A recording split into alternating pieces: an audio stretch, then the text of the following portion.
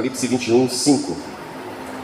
Ele está dizendo o seguinte: eis que o que estava sentado no trono disse: eu faço nova todas as coisas.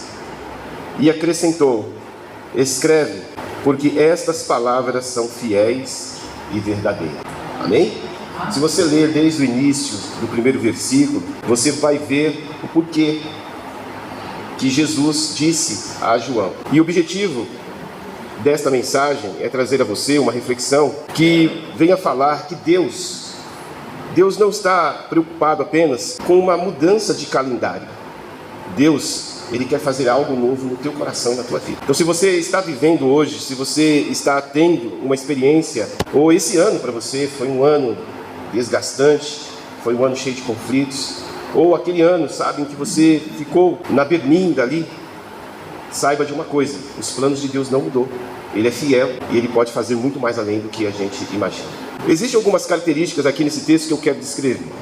A primeira coisa é que João, ele teve uma das revelações mais surpreendentes. Foi uma revelação que estava falando sobre a conclusão da história, o fim de todas as eras.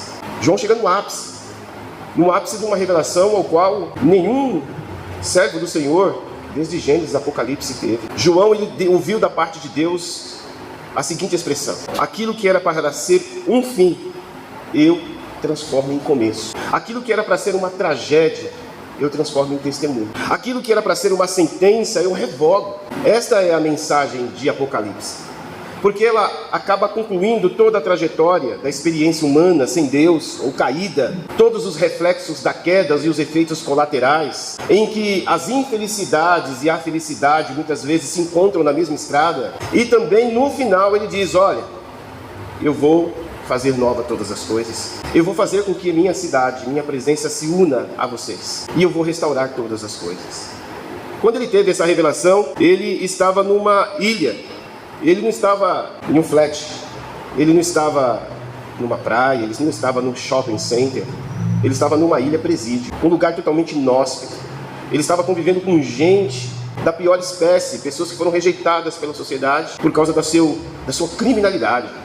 Um lugar onde não tinha um abrigo, onde todo mundo tinha que se virar fazendo cabanas. Um lugar onde as pessoas estavam isoladas, separadas numa ilha, sem saber que direção olhar, porque estava cercado por águas. O que me chama a atenção é que é neste momento que poderia ser um momento em que a psicologia humana, o sentimento humano viesse à tona e dissesse: poxa vida, trabalhei em vão, preguei o evangelho, no final acabei tendo um resultado negativo, fiz as coisas boas, Deus parece que estava comigo até um certo momento da jornada, mas depois parece que me abandonou, fui açoitado, fui condenado, fui preso e agora estou no caos desta ilha. Às vezes, na nossa psicologia humana, nós achamos que todas as vezes que nós fizermos o que é certo, a conclusão é que nós seremos beneficiados. Mas não é nem sempre assim. Não é nem sempre assim, porque o evangelho não é sobre recompensas imediatas, é sobre obediência. Não é sobre triunfo, é sobre fidelidade. Não é sobre uma carreira, é sobre uma cruz. É sobre, de fato, a compreensão do que é Jesus Cristo em sua vida. Às vezes nós nos perdemos por causa disso. E aí eu fico me perguntando, talvez você, eu ou outras pessoas, estejamos num sentimento detectando em nossas vidas uma prisão. Talvez você não está numa ilha, mas você está confinado em um problema. Talvez você não esteja isolado da sociedade. Ao contrário, talvez a sociedade que te isola. Te isola porque você é um cristão. Às vezes dentro da sua casa, da sua família. Porque você bateu no peito e diz: eu confesso Jesus como Senhor e meu Salvador. E as pessoas não te compreendem. Talvez você é uma pessoa que está vivendo exatamente uma circunstância negativa ou resultados diferentes, justamente porque você decidiu ser uma pessoa piedosa, uma mulher de fé, um homem de Deus. Colocou o altar do Senhor em primeiro lugar. E aí as coisas não mudaram. E aí as dificuldades se levantaram. Parece que você está chamando o inferno contra você. Palavras vêm contra você para tentar te derrubar a cada momento. Às vezes, muitas vezes, você está numa situação em que você ri por fora, mas as pessoas que estão ao seu redor nem imaginam o que passa por dentro de você. Às vezes você serve até mesmo de inspiração para outra pessoa, mas por dentro elas não sabem que talvez você esteja pedindo por socorro, porque as coisas não acontecem, porque as lutas se levantam, porque muitas vezes eu me sinto até isolado da presença de Deus. Oro e a resposta não vem. Meus irmãos, a verdade é que quem nunca, em algum momento de sua vida, nunca chegou assim de: se fosse para me levantar da minha cama por mim mesmo, eu não levantaria hoje. Quem é que nunca teve esse momento? Quem é que nunca sentiu exatamente numa situação como essa? Só que acontece uma coisa, meus queridos: todos nós estamos envolvidos nessa experiência. Todos nós estamos envolvidos nessa ilha chamada existência. E muitas coisas não acontecem do jeito que a gente quer. Por exemplo, até eu, particularmente, até ontem, eu estava pensando em algumas coisas que estavam velhas em minha vida, atrapalhando a minha trajetória. E eu percebi o quanto isso era pesado na minha vida. E muitas vezes quando você começa a pensar em algumas coisas velhas, algumas coisas que precisam ser mudadas, algumas atitudes, algumas palavras, algumas maneiras de pensamentos, você sente o peso dessa situação. E ao sentir o peso dessa situação, a tendência é: estou preso. Eu não consigo mudar, eu não sei melhorar, eu nasci assim, eu sou assim. Às vezes nos auto-vitimizamos, dizendo: é porque eu sou assim, porque fizeram isso comigo, porque é natural com que pessoas que sangram ou que um dia foram machucadas acabam machucando, pessoas que um dia foram magoadas acabam magoando, pessoas que foram discriminadas um dia passam também a reproduzir este mal que foi recebido. E a gente percebe que quando a gente para ficar pensando sobre aquilo que acontece sobre nossas vidas, duas coisas podem acontecer. Ou nós nos afundamos cada vez mais e dizemos: puxa vida, minha vida foi uma coisa de uma trajetória ruim, nada de bom acontece. Ou simplesmente você começa a clamar pela misericórdia de Deus. E é assim que eu fiz. Eu comecei a falar: Senhor, eu não posso ficar com certas coisas velhas na minha vida, coisas que desagradam, coisas que muitas vezes impedem com que a minha maneira de pensar possa abrir uma nova projeção a respeito das suas promessas em minha vida. Eu não posso ficar pensando e fazendo as mesmas coisas, ou seja, eu não posso, Senhor Deus, querer e pedir do Senhor: meu Deus, me dá uma coisa nova, faça algo novo na minha vida, se eu continuo fazendo as mesmas coisas velhas. E foi nesse momento que eu acredito que, em nome de Jesus, o Espírito Santo me consolou, o Espírito Santo me deu força, me deu direção e me fez abrir o meu coração para entender que, embora nós sejamos fracos, embora muitas vezes nós somos tendenciosos a viver em certos hábitos, a graça do Senhor Jesus Cristo é maior do que qualquer fraqueza humana. Eu compreendi essa experiência na minha vida.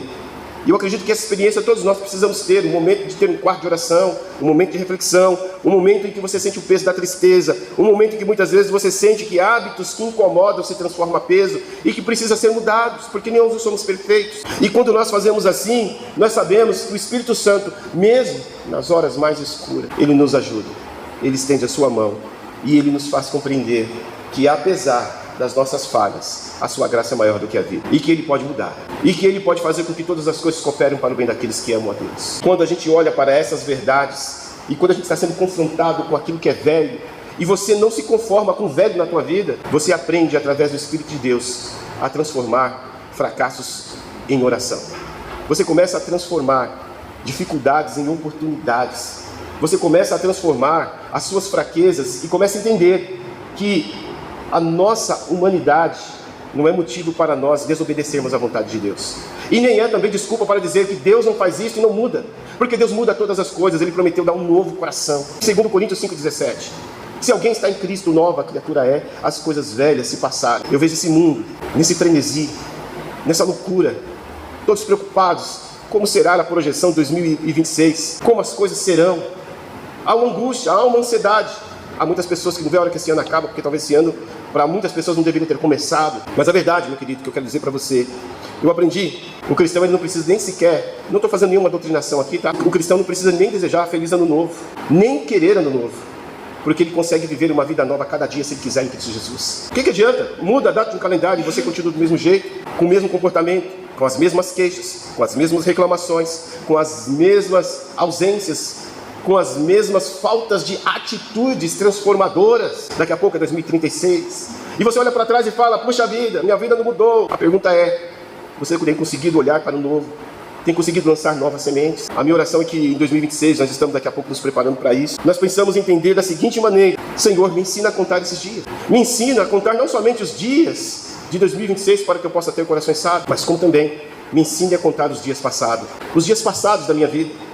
Porque às vezes da maneira como você conta, pode dizer para você duas coisas: ou você aprendeu a lição, ou você não aprendeu e vai repetir tudo de novo. E para isso no ano, mudança de calendário que possa reajustar a sua rota. Porque o que você fez no verão passado, você torna a fazer no próximo verão. O que você deixou de fazer também, vai continuar sendo.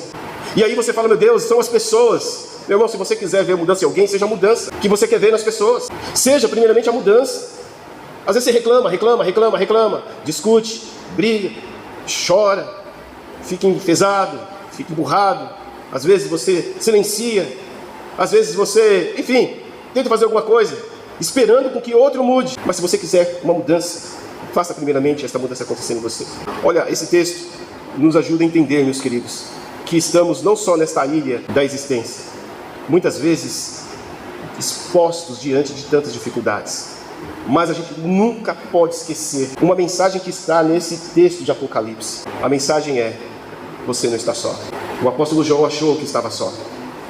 O apóstolo João, em algum momento, olhou assim e falou: puxa vida, a única coisa que eu tenho muito presente na minha vida são as marcas e feridas do cristianismo. Estou com o idoso.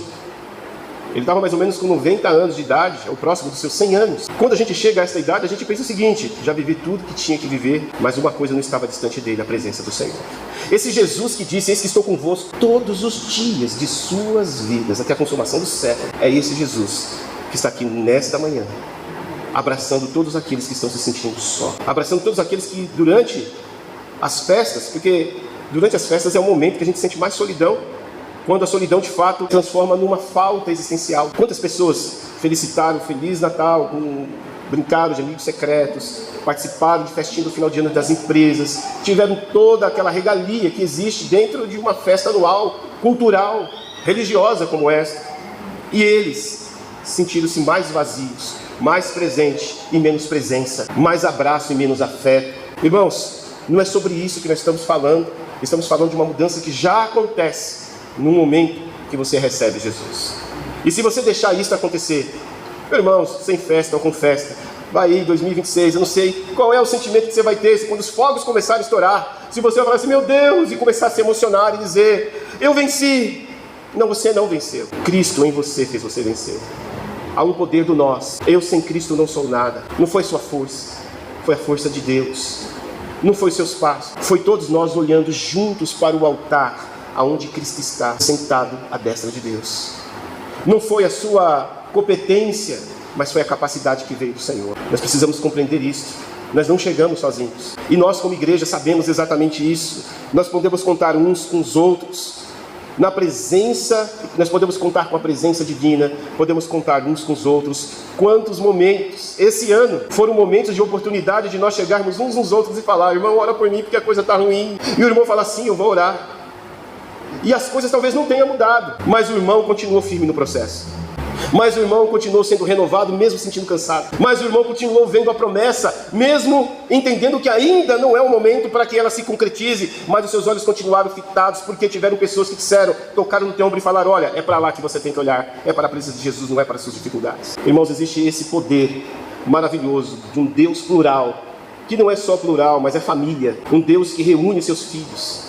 Eu acredito que pelo menos eu sei, e eu sou testemunha viva, se não fosse o poder dessa comunhão chamada igreja, desta coisa que acontece quando todos nós oramos, chamamos de milagre, quando nós adoramos e buscamos a presença do Senhor, quando nós compartilhamos o pão, quando nós compartilhamos a alegria, a tristeza, choramos com aqueles que choram, sorrimos com aqueles que sorriem, damos apoio e força para aqueles que não conseguem se sustentar, e damos também aleluias e glorificamos o nome do nosso Deus por aqueles que estão conquistando as vitórias. Irmãos, esse ano foi um ano que nós podemos dizer: até aqui o Senhor nos ajudou. Não esqueça, meu querido, que se você talvez não recebeu essas coisas novas, é porque você estava olhando muito para as coisas velhas, chamando elas de nova.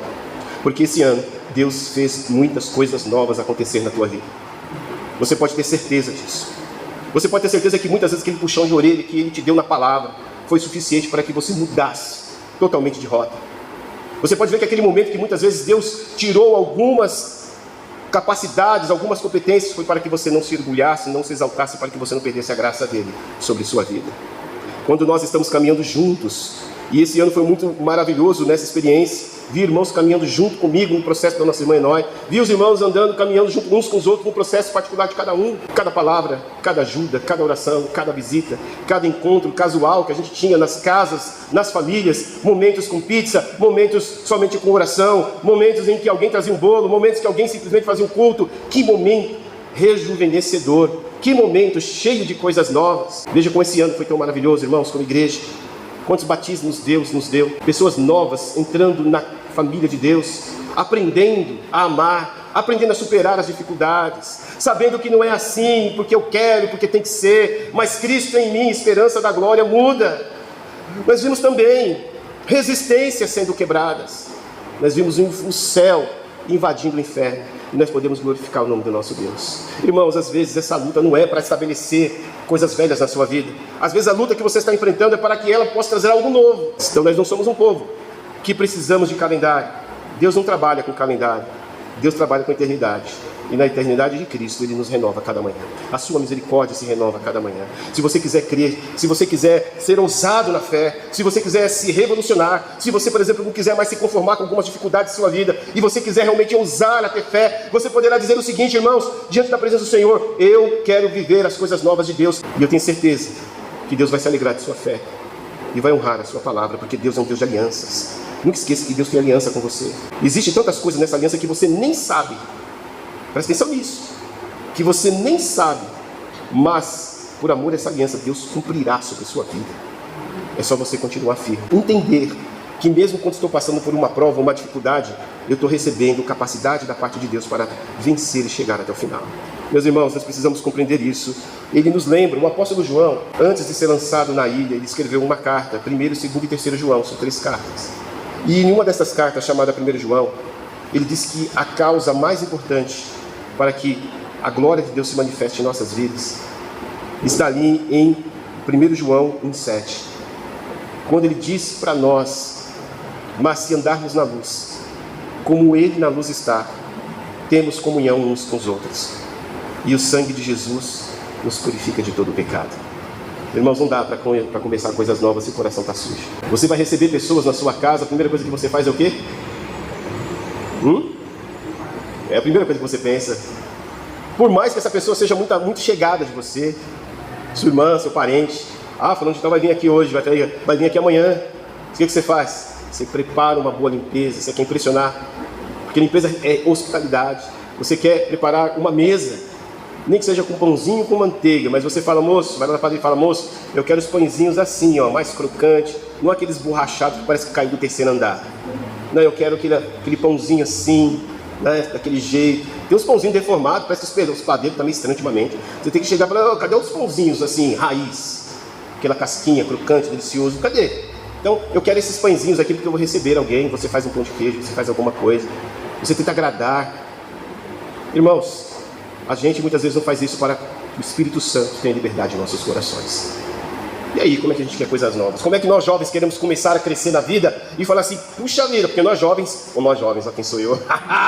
5.4, eu sou jovem, mas puxa vida, mas eu ainda tenho esse sentimento de jovem, porque eu me lembro naquela época que quando a gente é jovem, a gente vê tantos obstáculos, tantos desafios, a gente quer vencer o mundo em um segundo, a gente quer, por exemplo, a gente com menos de 40 anos, a gente acha que pode ser rico, a gente começa a viajar, a gente começa a sonhar, a gente tem disposição para acordar cedo, a gente tem disposição para trabalhar até mais tarde, a gente é doido, a gente consegue fazer tudo isso, a gente não fica encostado no morto, mocorongo, não, a gente vai para cima, a gente nunca está cansado.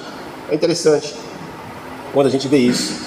Mas tem uma coisa, meus queridos, só Deus, se você não limpar teu coração, você não vai ter essa força, você vai ser aquele jovem que vive empurrado, você vai ser uma pessoa magoada, vitimizada, o mundo está contra mim, ninguém gosta de mim, para onde eu vou as coisas, que é isso, meu irmão? Limpa o coração. Uma vez eu estava em casa lá, eu acordei de manhã, saí, quando eu olhei assim, rapaz, o vizinho, não dessa casa onde eu estou agora, na outra, o vizinho tinha colocado a sujeira na frente da minha casa. Aí eu falei, em vez de brigar, que não vai adiantar, em vez de ficar com a sujeira ali na porta da minha casa e passar com o carro por cima e fazer aquela sopa danada, em vez de ficar reclamando com raiva, sabe o que a gente fez em primeiro lugar? Tira o lixo, depois você resolve a situação. Muitas pessoas estão assim.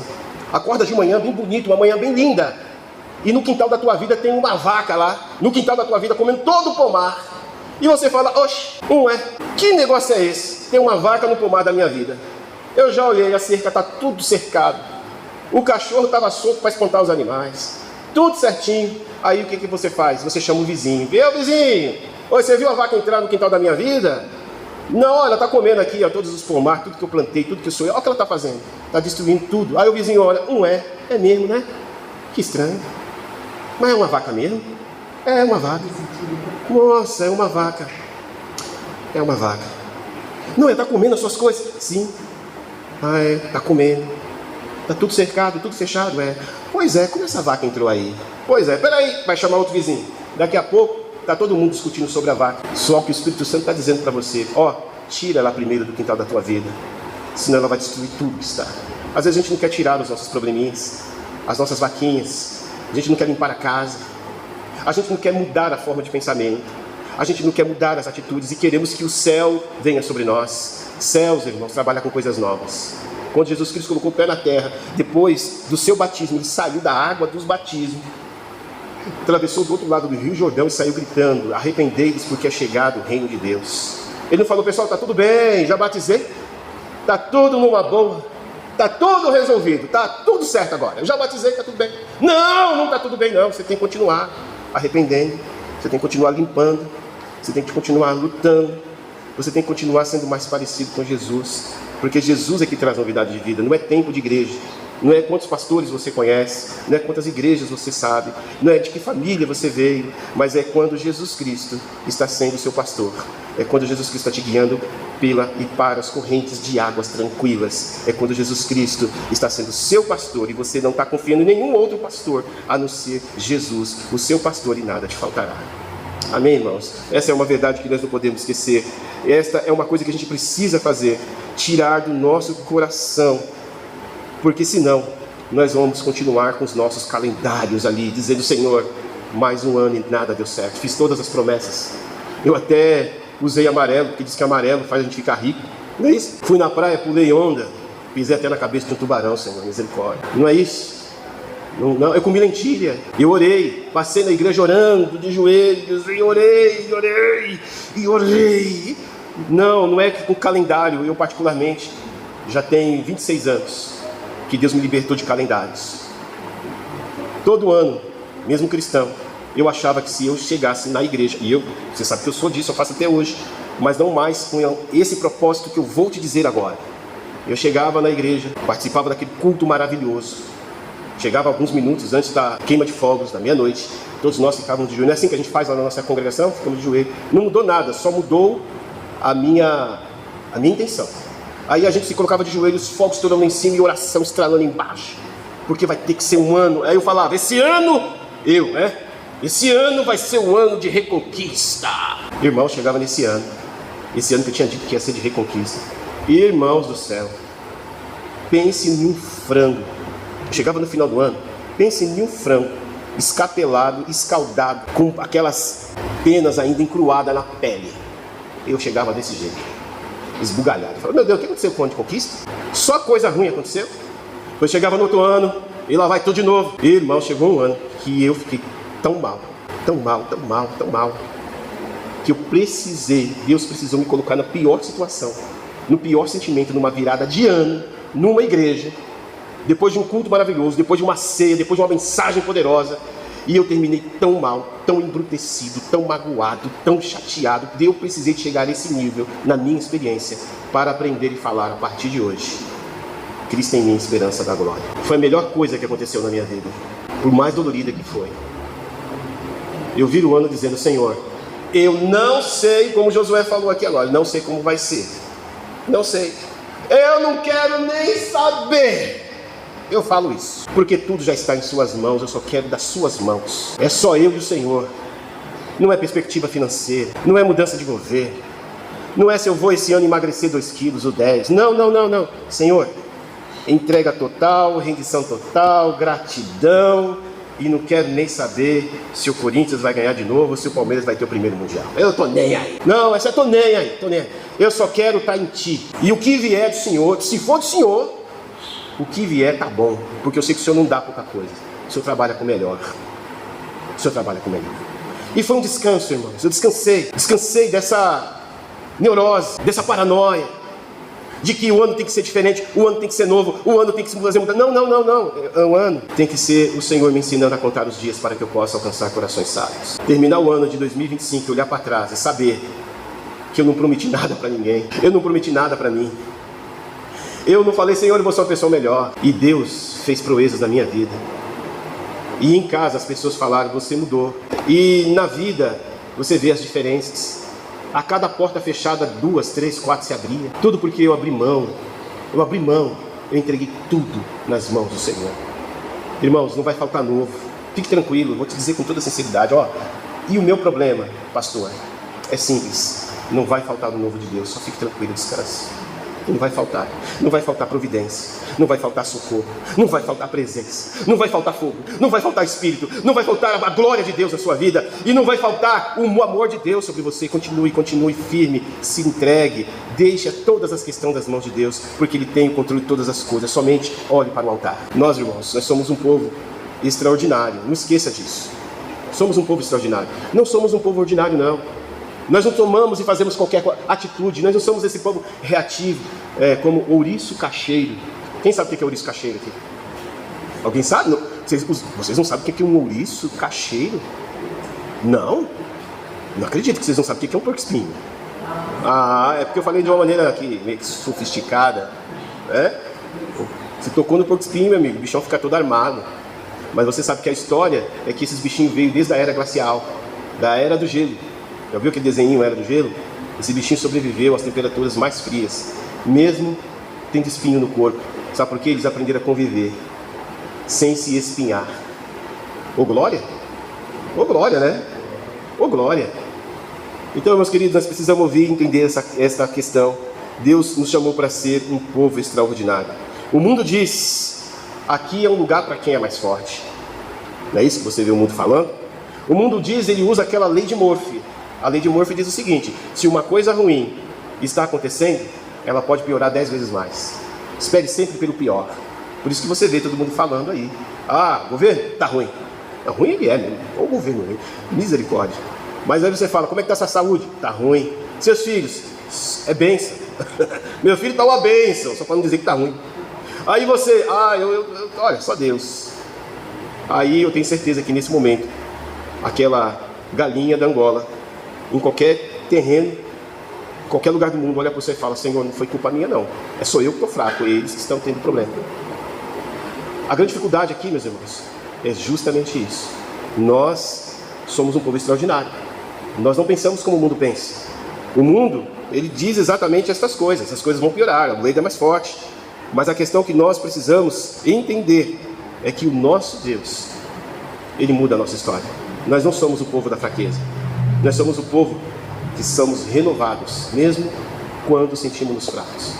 Irmãos, meus queridos, para terminar, eu quero dizer para você que a realidade do mundo, por pior que seja, ela não elimina a verdadeira fé, mas nos ensina que temos um Deus que sabe fazer finais felizes. Deus faz nova todas as coisas.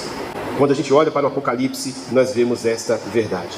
Ele estava dizendo, Jesus dizendo para João, João, não foque aqui no passado, não foque no aqui e agora. Essa ilha não é legal, eu sei, é uma ilha presídio, está tudo ruim, é tudo muito assustador, mas não foque nisso. Eu quero que você foque para aquilo que eu vou te mostrar. E o versículo 1 mostra exatamente isso. E ele começa a dizer no versículo 1, eu vi. Irmãos, tenha certeza. Solinja, coloca no versículo 1 para mim, por favor. Eu tenho certeza, irmãos, que Deus quer dar essa perspectiva para você. Eu vi um novo céu e uma nova terra. Eu vi, irmãos. Essa é a nossa nova perspectiva. Se você olhar para Jesus, você vai ver coisas novas. Não olhe para o seu cansaço. Olhe para a renovação. Não olhe para a sua tristeza. Olhe para a alegria que vem do Senhor. João, naquele momento, ele não era um homem preso, confinado. Ele era um homem mais livre de toda a existência. Sabe por quê? Porque ele viu. Lembra aquele cântico que diz, eu vejo a glória do Senhor hoje aqui? É isso que está acontecendo. Nós somos um povo extraordinário. Nós temos os céus à nossa disposição. Na oração de Jesus ele diz, venha o teu reino. João viu o reino. Aonde não há dor, aonde não há tristeza. Jesus viu mudanças, João viu mudanças de transições de cenário. Num lugar onde ninguém imaginava. Num lugar de destruição, de abandono. Deus muda o nosso cenário, irmãos. Deus muda a sua tristeza, Deus muda o seu cativeiro. Deus dá liberdade, Deus muda. Só que tem uma coisa, a fé vem pelo ouvir. A fé é essa projeção. Porque em Hebreus diz exatamente isso, que a fé é o firme fundamento das coisas que se espera. E é a prova do quê? Das coisas que não se veem. Ele viu, irmãos. Pela fé nós podemos ver. Começa a enxergar o novo de Deus na sua vida, em nome de Jesus. Confronte esta realidade com a visão sobrenatural do Senhor. Domingo passado nós falamos, comece a agradecer pela saúde antes que ela venha. Lembra? Comece a agradecer a Deus pela saúde, pelas vitórias antes que ela aconteça. Porque você é o único povo que é ousado nisso. O mundo espera melhorar. Nós já acreditamos no milagre antes que as coisas melhores se transformem.